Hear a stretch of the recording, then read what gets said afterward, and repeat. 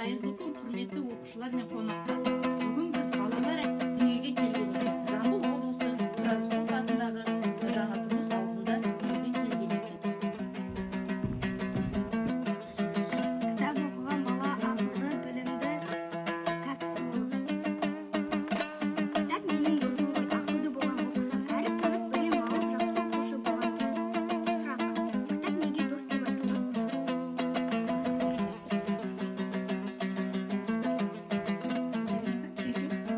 Көріп отырғанымыздай, жазушы әрбір шығармасында бала жүрегіне жол таба білген. Ендігі кезең сұрақ-жауап кезеңі. Бір күні Айжан мектептен үйге қайтып келе жатты. Жол бойында ол кішкентай мысықты көрді. Мысық тоңып қорқып отыр екен. Айжан оны қолына алды да үйіне алып келді. Анасымен бірге мысықты жылытып тамақ берді. Сол күннен бастап Айжан мен мысық ажырамас достарға айналды. Мағынасы: кішкентай досқа мейірімділік көрсету, жануарларды қорғау үлкен ізгілік.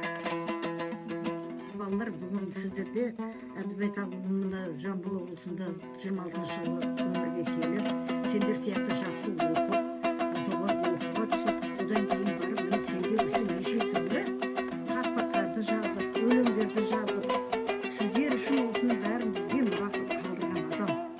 Бағанадан бері қаншама тақпақтарды оқып, өздерің сұрақ қойып, сұраққа дұрыс жауап беріп жатсыңдар.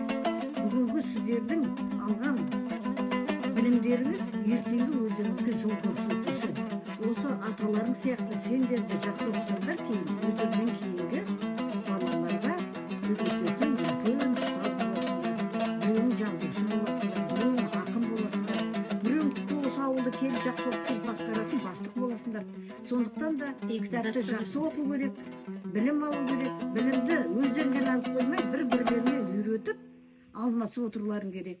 Бүгін қатысып отырған сендерге ризамыз. Мінекей аға әжелер келіп, сендерге қарап, риза болып отырмыз. Өте жақсы оқиды екенсіңдер. Әлде де болса, бұл кітаптың оқитын беттері көп. Соның бәрін түгел тауысып оқыңдар. Өздеріңе керек болады. Әсіресе мына жақтағы мінекей балалар, сендерге көп-көп рахмет айналайындар. Ұйымдастырып отырған сізге рахмет.